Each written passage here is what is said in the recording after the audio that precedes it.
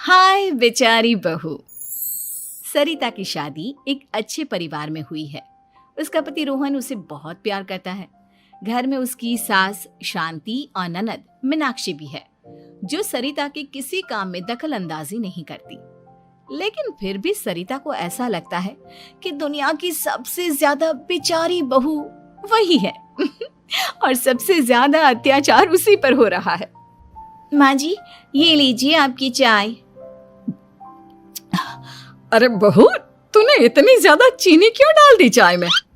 हाय हाय माँ जी, मैंने तो उतनी ही मीठी बनाई है जितनी मीठी आपको पसंद है। माँ जी, आपको तो मेरे हाथ की चाय अच्छी ही नहीं लगती। जब देखो कुछ न कुछ कमी निकाल ही देती हो। अरे बहू, तू एक बात के पीछे ही पड़ जाती है। मैंने ऐसा कब कहा कि तू रोज चाय खराब बनाती है? सरिता अपने कमरे में चली जाती है और फोन उठाकर अपनी माँ से बात करती है। हेलो माँ, कैसी हो आप? क्या कर रही हो? मैं तो ठीक हूँ, पर तू बता, तेरा मूड कैसा है? तेरी आवाज से लग रहा है कि कुछ तो हुआ है तेरे ससुराल में। अरे क्या बताऊँ माँ, यहाँ तो हर समय मेरे साथ बहुत बुरा व्यवहार होता है। मैंने अपनी सास के लिए इतनी अच्छी चाय बनाई, लेकिन मेरी सास चाय पीते ही मुझे 4 बातें सुना दी।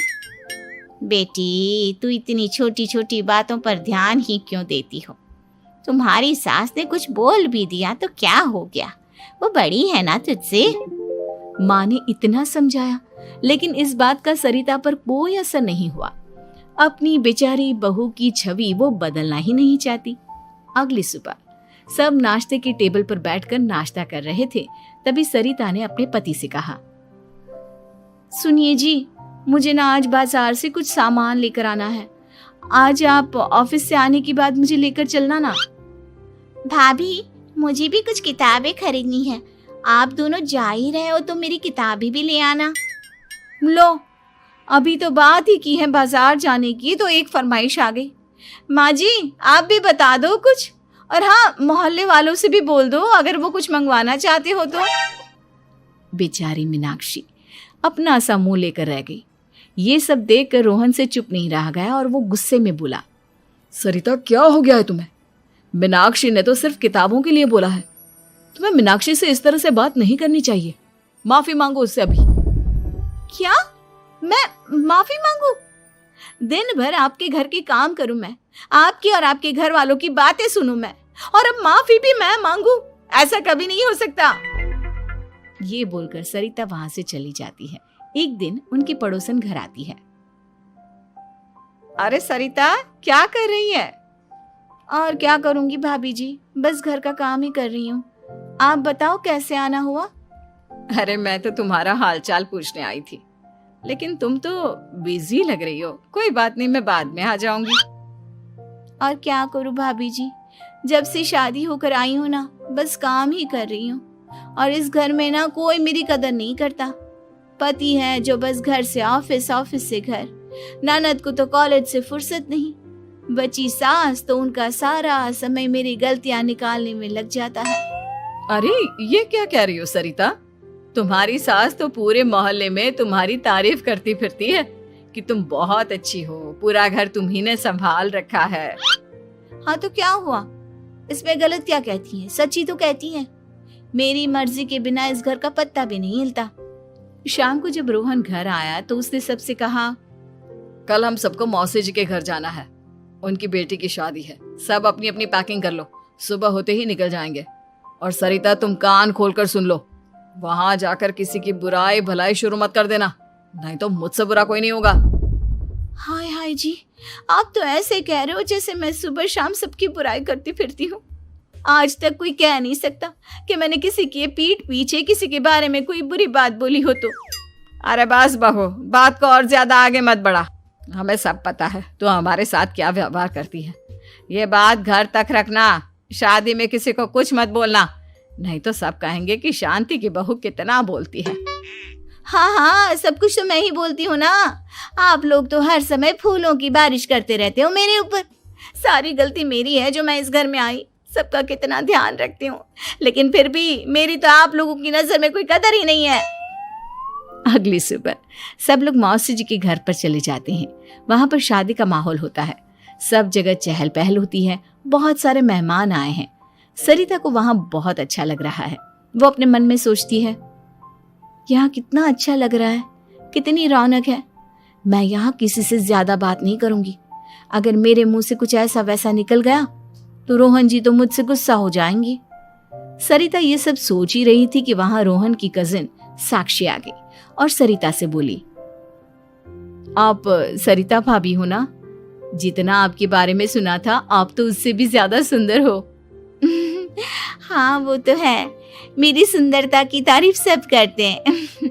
मेरे मायके में तो सब यही बोलते हैं कि रोहन जी की किस्मत बहुत अच्छी है जिन्हें मैं मिली। लेकिन आप कौन है? मैंने आपको पहचाना नहीं। मैं रोहन भैया की कजिन हूँ। आपकी शादी पर नहीं आ पाई थी ना, इसलिए आप मुझसे मिली नहीं कभी। शांति मौसी और मीनाक्षी आपकी बहुत तारीफ करते हैं। क्या कहा तुमने? मेरी तारीफ? कभी नहीं। मेरे ससुराल वाले कभी मेरी तारीफ कर ही नहीं सकते। मैं इतनी अच्छी हूँ, मेहनती हूँ, लेकिन उन्हें तो मेरी कदर ही नहीं। सारा दिन घर का काम करती हूँ, फिर भी मेरी सास ना मुझे सुनाती रहती है और पति भी मेरी सास की साइड लेते हैं।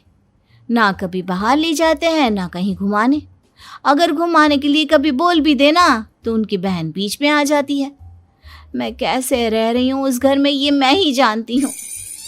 सरिता की ये बातें सुनकर साक्षी को बड़ी हैरानी हुई। अब वो हर किसी के सामने अपनी बड़ाई और ससुराल वालों की बुराई करने लगी। रोहन और शांति को सरिता पर बहुत गुस्सा आया, लेकिन वो चुप रहे। अगले दिन जब वो अपने घर पर आए, सरिता, तुमने क्यों सबके सामने मेरी इज्जत का तमाशा बनाया?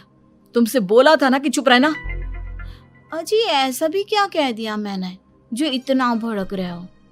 तुम जहां जाती हो अपना रोना शुरू कर देती हो, कभी किसी दूसरे की बात ही नहीं सुनती, बस अपनी कहती रहती हो। तुमने सबके सामने हमारा तमाशा बनाकर रख दिया है। हे भगवान, मुझे अपने पास बुला ले। जिस घर में मेरी कदर ही नहीं उस घर में मेरा क्या काम? अरे क्या करूंगी मैं यहाँ रहकर? जो भी आता है मुझे सुनाकर चला जाता है। मैं तो किसी से कुछ नहीं कहती। सीधी सादी बहू मिल गई है ना सबको, तो जो जी में आए वो करो। सरिता ने अपने आगे किसी को कुछ बोलने ही नहीं दिया और उस दिन भी उसने सबके सामने खुद को बेचारी बना ही दिया। अगले दिन मीनाक्षी कॉलेज के लिए लेट हो रही थी, इसलिए वो हर काम जल्दी जल्दी कर रही थी। अपना नाश्ता लेने किचन में गई और पतीले में रखे गरम दूध को गिलास में डालने लगी। दूध का पतीला उसके हाथ से छूट गया और गरम गरम दूध उसके हाथ पर गिर गया। ओए माँ, हाय मेरा हाथ, माँ मेरा हाथ जल गया। मीनाक्षी की आवाज सुनकर सरिता दौड़ती हुई आई। ये क्या किया तुमने? तुम्हें नाश्ता चाहिए था तो मुझसे बोल देती, मैं क्या मना करती थी? अब पता नहीं कितने दिन की मुसीबत पाल ली तुमने। सरिता मीनाक्षी को उसके कमरे में ले गई और उसका बहुत ख्याल रखा। उसका इस तरह से ख्याल रखना शांति और रोहन को थोड़ा अजीब लगा। माँ, सरिता के दिमाग का भी कुछ पता नहीं। कल शादी में सबको इतना कुछ बोल कर आई है हमारे बारे में, और अब मीनाक्षी की कितनी अच्छी देखभाल कर रही है। ये ऐसा क्यों करती है? बेटा, तेरी बीवी की ना आदत हो गई है सबके सामने खुद को बेचारी दिखाने की, और आदत इतनी जल्दी नहीं बदलती। जब ये बोलना शुरू करती है तो रुकने का नाम ही नहीं लेती, इसलिए इसे पता ही नहीं चलता कि ये किसके सामने क्या बोली जा रही है। लेकिन दिल की बहुत अच्छी है। हमें भी अपना दिल बड़ा करके ये जैसी है इसे स्वीकार करना चाहिए।